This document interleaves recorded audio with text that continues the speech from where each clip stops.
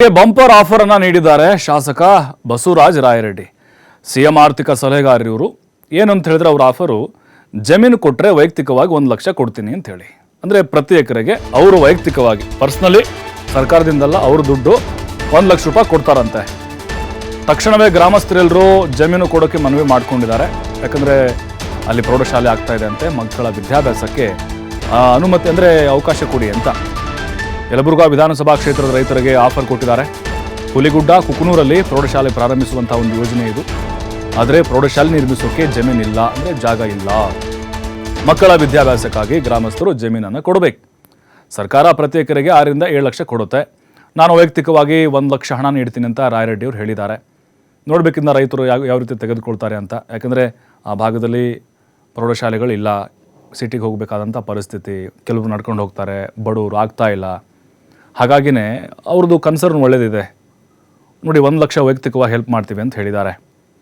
ಯಾಕಂದರೆ ಅವರ ಕ್ಷೇತ್ರದಲ್ಲಿ ಎಲ್ಲೆಲ್ಲಿ ಶಾಲೆಗಳಿಲ್ವಲ್ಲ, ಈ ಕುಕ್ನೂರು ಆ ಭಾಗದಲ್ಲಿ ಹೆಲ್ಪ್ ಆಗಲಿ ಅಂತ ಜನರಿಗೆ, ಬಡವ್ರ ಮಕ್ಕಳಿಗೆ ಹಾಕ್ತಾರೆ, ರೈತರ ಮಕ್ಕಳಿಗೆ ಹೆಲ್ಪ್ ಆಗಲಿ, ಸರ್ಕಾರದಿಂದ ಒಂದು ಶಾಲೆ ನಿರ್ಮಿಸಿ ಇಲ್ಲೇ ಕಲಿಸ್ಬೋದಲ್ಲ ಅಂತ ಉದ್ದೇಶ ಅವ್ರದ್ದು.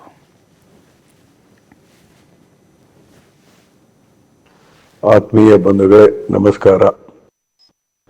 ಯಲಬುರ್ಗಾ ವಿಧಾನಸಭಾ ಕ್ಷೇತ್ರದ ಹುಲಿಗುಡ್ಡ ಮತ್ತು ಕುಕನೂರು ತಾಲೂಕಿನ ಸೋಂಪುರ ಹಾಗೂ ನೆಲ್ಜೇರಿ ಗ್ರಾಮಗಳಲ್ಲಿ ಈ ವರ್ಷ ಈಗಾಗಲೇ ಸರ್ಕಾರಿ ಹೈಸ್ಕೂಲ್ ಮಂಜೂರಾಗಿ ಪ್ರಾರಂಭ ಮಾಡಲಾಗಿದೆ ಮತ್ತು ಕಟ್ಟಡಕ್ಕೆ ರೂಪಾಯಿ 2 ಕೋಟಿಗಳನ್ನು ಪ್ರತಿಯೊಂದು ಪ್ರೌಢಶಾಲೆಗೆ ನೀಡಲಾಗಿದೆ.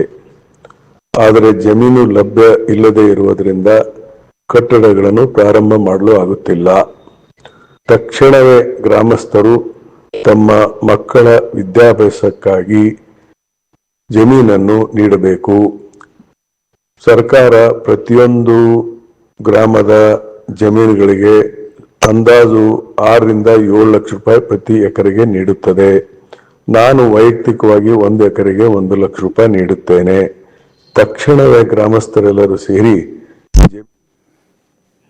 ಮತ್ತಷ್ಟು ಮಾಹಿತಿ ನಮ್ಮ ಪ್ರತಿನಿಧಿ ನಾಗರಾಜ್ ನೀಡ್ತಾರೆ.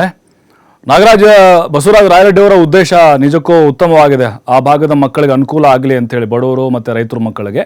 ಬಟ್ ಇಂದ ರೈತರು ಹೇಗೆ ತೆಗೆದುಕೊಳ್ತಾ ಇದ್ದಾರೆ? ಜಮೀನು ಕೊಡೋ ಸಾಧ್ಯತೆಗಳು ಕಂಡು ಬರ್ತಾ ಇದೆ ಈಗ? ಪ್ರಭು, ಏನಂತಂದ್ರೆ ಶೈಕ್ಷಣಿಕವಾಗಿ ಯಲಬುರ್ಗಾವನ್ನ ಏನಂದ್ರೆ ಅಭಿವೃದ್ಧಿಗೊಳಿಸಲು ಬಸವರಾಜ ರಾಯರೆಡ್ಡಿ ಅವರು ಅದಕ್ಕೆ ಸಿಎಂ ಆರ್ಥಿಕ ಸಲಹೆಗಾರರಂತ ಶಾಸಕರಾದಂತಹ ಬಸವರಾಜ ರಾಯರೆಡ್ಡಿ ಅವರು ಪಣ ಕೊಟ್ಟಿದ್ದಾರೆ ಅಂತ ಹೇಳ್ಬೋದು.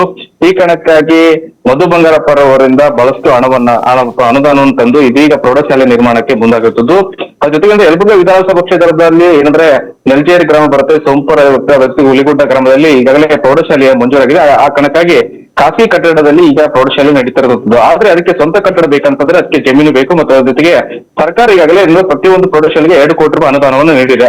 ಆದ್ರೆ ಇದೀಗ ಅದರಲ್ಲಿ ಖಾಸಗಿಯಾಗಿ ಏನಾದ್ರು ಪ್ರೌಢಶಾಲೆ ನಡೀತಾ ಇದೆ, ಅದಕ್ಕೆ ಸ್ವಂತ ಕಟ್ಟಡ ಬೇಕಂದ್ರೆ ಜಮೀನು ಬೇಕು. ಆ ಜಮೀನು ಸಿಗ್ತಾ ಇಲ್ಲ. ಈ ಕಾರಣಕ್ಕಾಗಿ ಸ್ವತಃ ಬಸವರಾಜ ರೆಡ್ಡಿ ಅವರು ರೈತರಿಗೆ ಆಫರ್ ಕೊಟ್ಟಿರುವಂತದ್ದು. ಈಗಾಗಲೇ ಸರ್ಕಾರದಿಂದ 2 ಕೋಟಿ ರೂಪಾಯಿ ಅಂದ್ರೆ ಕಟ್ಟಡ ಸಲುವಾಗಿ ಅನುದಾನ ಬಂದಿದೆ. ಅದ್ರ ಜೊತೆಗೆ ಅಂದ್ರೆ ಏನು ಶಾಲೆ ನಿರ್ಮಾಣ ಮಾಡಬೇಕು ಮತ್ತು ಶೈಕ್ಷಣಿಕವಾಗಿ ನಮ್ಮ ಯಲಬುರ್ಗಾ ವಿಧಾನಸಭಾ ಕ್ಷೇತ್ರ ಅಭಿವೃದ್ಧಿ ಆಗ್ಬೇಕಂದ್ರೆ ಖಂಡಿತರು ಕೂಡ ರೈತರು ಮುಂದಾಗಬೇಕು. ರೈತರು ಅಂದ್ರೆ ಜಮೀನು ಕೊಟ್ಟರೆ ಖಂಡಿತರು ಕೂಡ ಸರ್ಕಾರದಿಂದ ಹಣ ಬರುತ್ತೆ. ಆ ಹಣವನ್ನ ಪ್ರತ್ಯೇಕವಾಗಿ ಕೊಡಿಸೋ ಕೆಲಸ ಮಾಡ್ತೀನಿ. ಅದ್ರ ಜೊತೆಗೆ ವೈಯಕ್ತಿಕವಾಗಿ ಯಾರು ರೈತರು ಈ ಜಮೀನು ಕೊಡ್ತಾರೆ ಅವರಿಗೆ ವೈಯಕ್ತಿಕವಾಗಿ 1 ಲಕ್ಷ ರೂಪಾಯಿ ಹಣವನ್ನ ನಾನೇ ನೀಡಿದ್ದೀನಿ ಅಂತ ಹೇಳಿ ಇದೀಗ ಆಫರ್ ಅನ್ನು ಕೊಟ್ಟಿರುತ್ತದೆ. ಈ ಕಾರಣಕ್ಕಾಗಿ ಈ ಆಫರ್ ಅನ್ನ ತೆಗೆದುಕೊಂಡಂತ ರೈತರು ಜಮೀನು ಕೊಡಲು ಮುಂದಾಗ್ತಾರೆ ಎನ್ನುವುದು ಕಾದು ನೋಡ್ಬೇಕಾಗುತ್ತೆ. ಯಾಕಂತಂದ್ರೆ ಈ ಯಲಬುರ್ಗಾ ವಿಧಾನಸಭಾ ಕ್ಷೇತ್ರದಲ್ಲಿ ಬಹಳಷ್ಟು ಅಭಿವೃದ್ಧಿ ಕೆಲಸಗಳು ಮಾಡೋ ನಿಟ್ಟಿನಲ್ಲಿ ಜಮೀನು ಅವಶ್ಯಕತೆವಾಗಿರುತ್ತದೆ. ಆದ್ರೆ ಜಮೀನು ಸಿಗ್ತಾ ಇಲ್ಲ. ಈ ಹಿಂದೆ ಅಂದ್ರೆ ಅಲ್ಲಿನ ಪಟ್ಟಣ ಪಂಚಾಯತ್, ಗ್ರಾಮ ಪಂಚಾಯತಿ ಮೂಲಕ ಟೆಂಡರ್ ಪ್ರಕ್ರಿಯೆ ಮತ್ತು ಏನಂದ್ರೆ ಈ ರೀತಿ ಪ್ರಕಟಣೆ ಹೊರಡಿಸುವ ಕೆಲಸ ರಾಯರೆಡ್ಡಿ ಅವರು ಮಾಡಿದ್ರು. ಯಾರು ಜಮೀನು ಕೊಡ್ತಾರೆ ಮುಂದೆ ಬನ್ನಿ, ದಯವಿಟ್ಟು ನಾನು ಡೆವಲಪ್ಮೆಂಟ್ ಮಾಡ್ತೀನಿ ಅಂತ ಹೇಳಿದ್ರು. ಆದ್ರೆ ಈಗ ರೈತರು ಮುಂದಾಗ್ತಾ ಇಲ್ಲ. ಆ ಕಾರಣಕ್ಕಾಗಿ ಶೈಕ್ಷಣಿಕವಾಗಿ ನಮ್ಮ ಯಲಬುರ್ಗಾ ವಿಧಾನಸಭಾ ಕ್ಷೇತ್ರ ಮುಂದಾಗಬೇಕಾದ್ರೆ ಪ್ರತಿಯೊಬ್ಬ ರೈತರು ಜಮೀನು ಕೊಡ್ಲೇಬೇಕು. ಸರ್ಕಾರದಿಂದ ಹಣ ಇರ್ತದೆ, ಅದನ್ನು ಕಂಟಿನ್ಯೂ ಕೊಡ್ತೀನಿ. ಆದ್ರೆ ಅದ್ರ ಜೊತೆಗೆ ಅಂದ್ರೆ ವೈಯಕ್ತಿಕವಾಗಿ ನಾನು 1 ಲಕ್ಷ ರೂಪಾಯಿ ಹಣವನ್ನ ನೀಡ್ತೀನಿ. ಈ ಕಾರಣಕ್ಕಾಗಿ ಶೈಕ್ಷಣಿಕವಾಗಿ ನಮ್ಮ ಯಲಬುರ್ಗಾ ವಿಧಾನಸಭಾ ಕ್ಷೇತ್ರ ಮುಂದಾಗಬೇಕಂತಂದ್ರೆ ರೈತರು ಜಮೀನನ್ನು ನೀಡಲೇಬೇಕು ಅನ್ನುವ ನಿಟ್ಟಿನಲ್ಲಿ ಇದೀಗ ಆಫರ್ ಅನ್ನು ನೀಡಿರುತ್ತದೆ. ಪ್ರಭು, ಥ್ಯಾಂಕ್ ಯು ನಾಗರಾಜ್ ಮಾಹಿತಿಗಾಗಿ.